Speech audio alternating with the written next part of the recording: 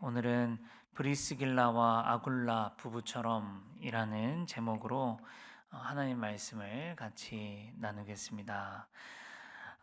어제 본문에서 바울이 사역했던 도시는 아덴이라고 하는 도시였습니다. 이 도시는 어떤 도시였냐면 종교심이 많고 우상이 많은 도시였다, 그렇게 이야기합니다. 그래서 바울은 그곳에서 당신들이 모르는 신들에게도 막 신상을 세워놓고 그렇게 우상을 숭배하는데 참신이 누구이신지를 알려주겠다라고 막 하면서 하나님에 대해서 이야기를 하고, 심판의 때를 하나님께서 정하시고 예수 그리스도를 통한 구원의 길을 열어주셨다라는 것을 그들에게 설파하였습니다. 그리고 이제 오늘의 말씀은 뭐냐면 바울이 고린도에서 사역하는 내용을 담은 말씀입니다. 오늘 말씀에 차근차근히 따라서 어, 볼 건데, 하나님께서 오늘 우리에게 주시는 교훈을 함께 찾아보고 또 삶에 적용해 보기를 원합니다. 1절부터 3절까지의 내용을 보면 이렇습니다. 바울이 아덴을 떠나서 고린도에 이르렀는데 그곳에서 이제 한 부부를 만났다는 것입니다. 어떤 부부냐면 브리스길라와 아굴라라고 하는 부부를 만난 것입니다. 이들은 어디에서 왔냐? 이달리아라고 하는 곳에서 고린도로 온 사람이었다는 것입니다. 왜 왔냐 보니까 어, 그 글라우디오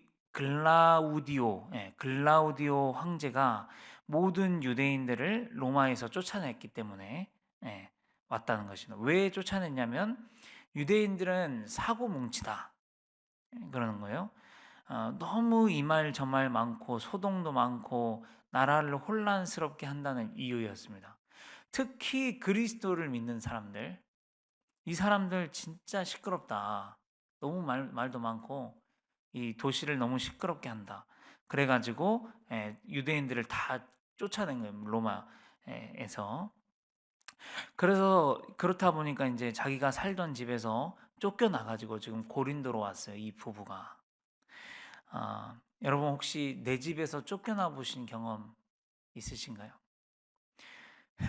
지금도 중동 지역의 국가들이나 또 전쟁이 일어나고 있는 지역들을 보면 벼랑간, 하루아침에 살던 집을 잃고 살던 자기 나라에서 쫓겨 도망쳐 나와서 난민이 되는 경우가 많이 있잖아요.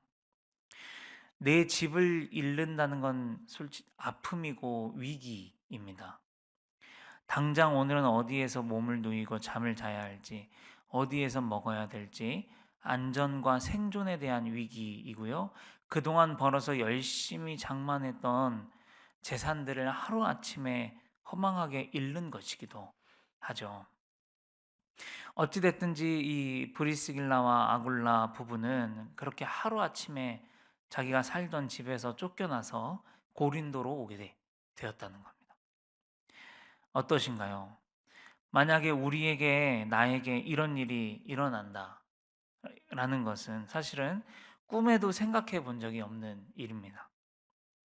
이 일이 일어난다는 것은 우리에게는 엄청난 기도의 제목이 될 만한 일이고, 절대 일어나지 않았으면 하는 일에는 틀림이 없습니다. 그런데 제가 오늘 성도님들과 나누고 싶은 묵상은 바로 이것입니다. 뭐냐면 예수를 믿는 사람에게 절망은 없다는 것입니다. 아굴라와 이 브리스길라는 예수를 믿는 가정이었습니다. 그런데 집에서 쫓겨나는 일을 당했네요. 그렇지만 하나님은 고린도에서 누구를 만나게 하냐면 바울을 만나게 하십니다. 알고 보니 서로 직업도 같아가지고 천막을 치는 이 일을 같이 하게 됩니다. 그러면서 이 브리스길라와 아굴라 부부는 바울을 따라다니기 시작했고, 그때부터 물심양면으로 바울의 사역을 지원하고 함께 동역하게 됩니다. 오늘 말씀에 보면 11절에 바울이 고린도에서 1년 6개월을 머물면서 그들 가운데 하나님의 말씀을 가르쳤다고 나오니까 결국은 이 부부가 적어도 바울과 1년 6개월을 고린도에서 함께하며 배우고 동역했다라는 것을 알 수 있는 것이죠. 그리고 또 내일 주일 본문이지만 사도행전 18장 18절을 보면 이렇게 이야기합니다. 같이 읽겠습니다. 시작. 바울은 더 여러 날 머물다가 형제들과 작별하고 배를 타고 수리아로 떠나갈새 브리스길라와 아굴라도 함께 하더라. 네. 이 부분은 고린도에서뿐만 아니라 수리아에서도 함께 하고 바울의 옆을 지켜줬던 것으로 알 수 있습니다. 그리고 후에 이들은 어떤 사역을 하게 되냐면요. 아볼로라고 하는 사람이 있었어요. 세례 요한의 세례밖에 모르는 이 아볼로라고 하는 이 청년에게 주의 복음을 제대로 가르쳐 가지고 하나님의 일꾼을 세우는 사역을 하게 됩니다. 이 부부, 이들은 이달리아에서 쫓겨나지 않았어도요, 거기에서 예수 믿으면서 잘 살 수 있었을 겁니다. 그러나 바울을 만나는 인연은 갖지 못했을 것입니다. 그런 묵상을 하는 것이죠. 그리고 바울은 이후에 로마서, 고린도전서, 디모데후서에서 이 부부의 이름을 언급합니다. 이들은 나의 동역자였다. 그렇게 이야기를 합니다. 한 말씀만 보겠습니다. 시작. 너희는 그리스도 예수 안에서 나의 동역자들인 브리스가와 아굴라에게 문안하라. 네. 이 부분은 그냥 이탈리아에서 쫓겨나지 않고 살았어도 그냥 평범하게 잘 예수 믿고 그렇게 살 수 있었을 사람이지만 어쩌면 우리가 생각하는 재앙을 만났어요. 쫓겨나는 재앙을 만났지만 바울을 만남으로 귀한 사역을 감당하게 되고 성경에 그 이름이 증거되는 영광을 누리게 되었습니다. 여기에서 우리는 예수 믿는 사람에게 재앙이 재앙으로 끝나지 않는다는 것을 알 수 있습니다. 절망이 절망으로 끝날 수 없음을 알 수 있습니다. 오히려 하나님께서는 더욱 붙들어 주시는 은혜를 주시고 진짜 하나님의 영광을 위해서 사용되는 인생이 되게 하십니다. 나의 인생이 하나님의 영광을 위해 사용되는 인생이 된다면 그것이야말로 정말 인생 최고의 영광과 자랑거리가 아니겠습니까?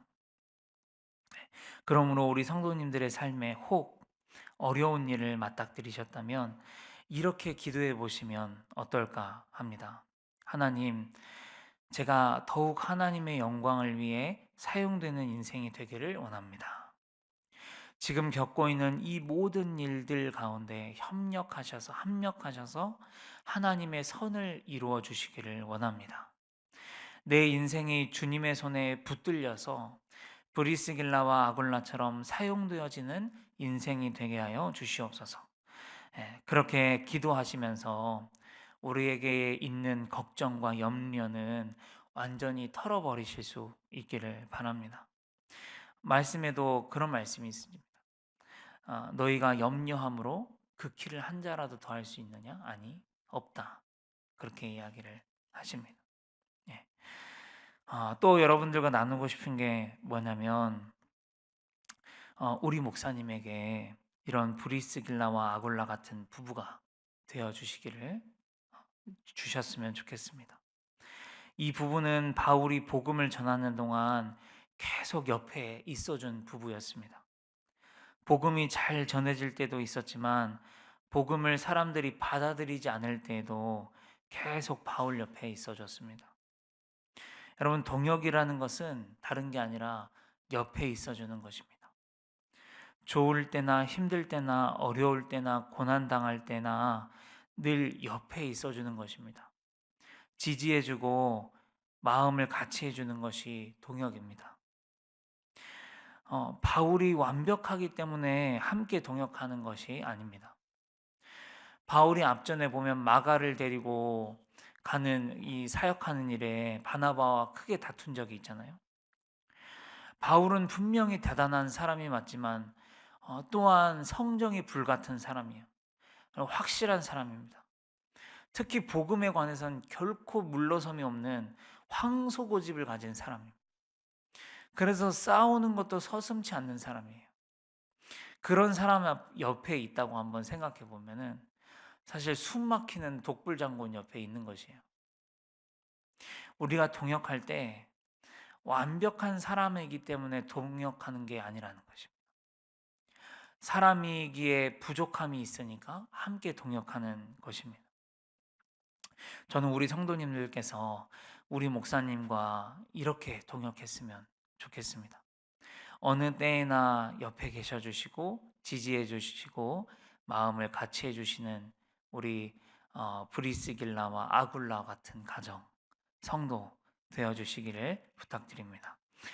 그리고 이제 4절 6절을 보면 매주 안식일마다 회당에서 복음을 전하는 바울을 볼 수가 있습니다. 말씀의 표현에 의하면 예수 그리스도의 복음을 이 바울이 밝히 증언했대요. 밝히. 무슨 뜻이냐면 숨김없이 있는 그대로 충분히 그 사람들이 알아듣도록 전했다는 것이죠. 그런데 뭐라 그러냐면 그런데도 불구하고 받아들이지 않는 사람들이 있었다. 대적하는 사람들이 있었다. 그럽니다. 이에 바울은 뭐라 그러냐면 너희의 피가 너희 머리로 돌아갈 거다. 그렇게 이야기합니다. 이건 뭘 말하냐면 책임을 말합니다. 밝히 말하고 밝히 전했음에도 불구하고 마음이 완고해가지고 믿지 않는 사람들, 받아들이지 않는 사람들, 그 책임은 너희들에게 있을 거다. 그런 이야기입니다. 여러분, 예수 그리스도를 통한 복음은 온 세상 사람들에게 열렸습니다. 그러나 죽어도 그게 싫다고 믿지 않으면 그 책임은 그 사람이 지는 것입니다.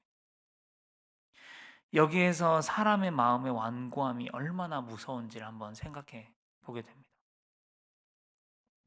우리가 아무리 좋은 말씀을 보고요, 아무리 좋은 설교자의 설교를 들어도, 하물며 예수님께서 직접 그 시대에 복음을 전했어도 그것을 듣는 내 마음에 들을 마음이 없으면, 완고하면 이 복음이 심겨질 수가 없다는 것을 우리는 너무나 잘 알고 있습니다.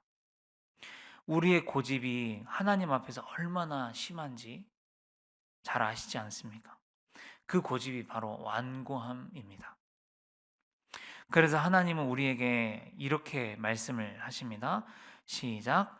광야에서 시험하던 날에 거역하던 것 같이 너희의 마음을 완고하게 하지 말라. 또 오직 오늘이라 일컫는 동안에 매일 피차 권면하여 너희 중에 누구든지 죄의 유혹으로 완고하게 되지 않도록 하라. 또 오랜 후에 다윗의 글에 다시 어느 날을 정하여 오늘이라고 미리 이같이 일렀으되 오늘 너희가 그의 음성을 듣거든 너희의 마음을 완고하게 하지 말라 하였나니. 네, 마음의 완고함, 이것은 하나님 앞에서 우리가 부릴 것이 아니. 그렇게 고집부리고 완고하게 하는 책임은 누구한테 있냐면 내가 지는 것입니다.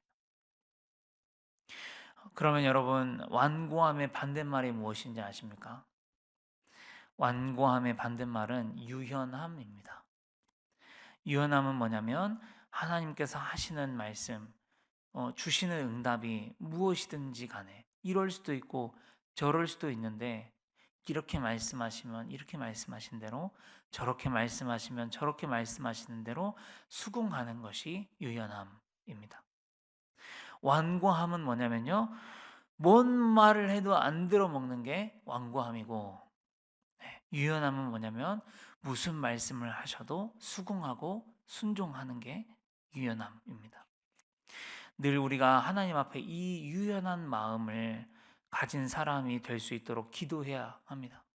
우리의 마음이 완고해지지 않도록 내 고집 좀 그만 부리고 하나님의 말씀에 유연하게 반응할 수 있도록 우리의 마음을 잘 갖고 가시기를 원합니다.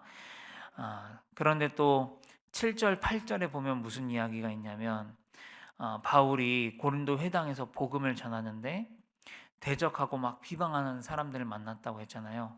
그런데 참 웃긴 게 뭐냐면 고린도 회당에 있는 이 회당장이었던 그리스보라는 사람과 그 집이 예수를 믿으니까 사람들도 따라가지고 예수를 믿었다. 그런 얘기가 있습니다. 바울이 복음을 잘못 전해진 않았을 거예요. 바울은 복음을 전하는데 부족함이 없는 사람입니다. 그런데 바울이 전할 때는 대적하고 비방했다 그러는데 회당장과 그 집안이 예수를 믿었다고 하니까 많은 사람들이 예수를 믿었대요. 여기서 우리가 뭘 생각해 볼 수 있냐면 관계 전도가 무엇인지 한번 생각해 볼 수 있습니다. 여러분, 관계 전도가 뭔가요? 관계 전도에서 중요한 게 뭘까요? 좋은 관계일까요? 보통 우리는 관계 전도한다 그러면 친해져 가지고 데리고 오는 걸 생각해요. 그렇죠? 관계 전도하면은 저 사람하고 빨리 친해져 밥도 사주고 차도 사주고 잘 꼬드겨 가지고 데려와야 되겠다. 그렇게 생각하는 걸 관계 전도라고 하잖아요. 그런데 저는 오늘 여기 본문을 묵상하면서 관계 전도는 친해져 가지고 데려오는 게 핵심이 아니라는 생각이 들었어요. 관계 전도의 보다 중요한 핵심은 뭐냐면요. 신뢰입니다. 신뢰. 사람들이 회당장과 그의 집이 예수를 믿었다는 소식을 들었을 때 그를 따라서 수많은 사람들이 예수를 믿기로 결심했다는 것은 그가 이 고린도 사람들에게 존경과 신뢰를 받는 사람이 아니고서는 불가능합니다. 그가 평상시에 평판이 날라리였거나 이기적인 욕심을 가진 그런 사람이었다고 생각해 보십시오. 그러면 그가 예수를 믿었다는 소식을 들었을 때 누가 함께 예수를 믿겠다고 하겠습니까? 실제로 이런 경우가 있대요. 실제로요. 주변에 정말 꽤 많이 일어난 일입니다. 뭐냐면 직장 상사가 교회 권사님이야. 또는 직장 상사가 집사님, 장로님이에요. 근데 진짜 징해 본 사람들이 있대요. 교회 다니는 사람들이 더 징해 본다. 더 지독하다. 그런 말을 들을 정도로 징해 본 사람들이에요. 그래갖고 그 사람들이 교회를 가자 그러면 전도가 되겠나요? 그냥 직장 상사가 가자니까 하는 수 없이 못 이기는 척 한번 따라가는 저도 아이씨 저 사람이 믿는 예수 나 안 믿어. 적어도 내가 교회를 다녀도 저 사람이 다니는 교회는 안 가지. 여러분 이렇게 생각하지 않겠습니까? 실제로 진짜 이런 일이 있어요. 징해본 사람들 때문에. 예. 그런데 여러분 고린도의 회당장이 그렇지 않았다는 것이죠. 그의 평소의 삶이 사람들에게 존경받을 만하고 신뢰를 얻었기 때문에 그와 그 가정이 예수를 믿었다는 그 소문을 들었을 때 그러면 나도 가야 되겠다. 그런 거예요. 그래서 관계 전도는 뭐냐면 그 사람에게 신뢰를 줘야 하는 것입니다. 저 사람이 믿어서 그러면 믿을 만하지. 저 가족이 믿었대? 그러면 나도 믿을래. 우리도 믿어야 되겠다. 이게 이렇게 되는 것이 진정한 관계 전도라는 것입니다. 사랑하는 성도 여러분, 우리는 모두 하나님의 부르신 자리에서 하나님의 복음을 전하는 사람들입니다. 이 회당장 그리스보처럼 신뢰받는 사람이 돼서 우리가 전도할 수 있기를 바랍니다. 네, 이제 마지막으로 9절 11절 말씀입니다. 한번 같이 읽겠습니다. 시작. 밤에 주께서 환상 가운데 바울에게 말씀하시되 두려워하지 말며 침묵하지 말고 말하라. 내가 너와 함께 있음에 어떤 사람도 너를 대적하여 해롭게 할 자가 없을 것이니 이는 이 성중에 내 백성이 많음이라 하시더라. 1년 6개월을 머물며 그들 가운데서 하나님의 말씀을 가르치니라. 아멘. 네. 두려워하지 말며 침묵하지 말고 말하라. 이렇게 이야기를 합니다. 무슨 뜻이냐면 너 지금 충분히 잘하고 있으니까 계속 하던 대로 해라. 그런 말이죠. 여러분, 우리도 사역하다 보면 내가 잘하고 있는 게 맞나? 그런 생각이 들 때가 있습니다. 특히 교육부서 하다 보면 많이 느낍니다. 내가 지금 잘하고 있는 게 맞나? 생각이 들 때가 있어요. 어, 아이들을 보면서 그런 생각이 듭니다. 지금 내가 잘하고 있는 게 맞나? 왜냐하면 이 아이들이 전혀 안 변하는 것 같아요. 오늘 사도 바울도 그런 거예요. 자신은 정말 열심히 복음을 밝히 전하지만 도저히 안 들어먹는 거예요. 사람들이. 그럴 때 뭔 마음이 드냐면 내가 지금 잘하고 있는 게 맞나? 그런 생각이 바울도 들었을 거예요.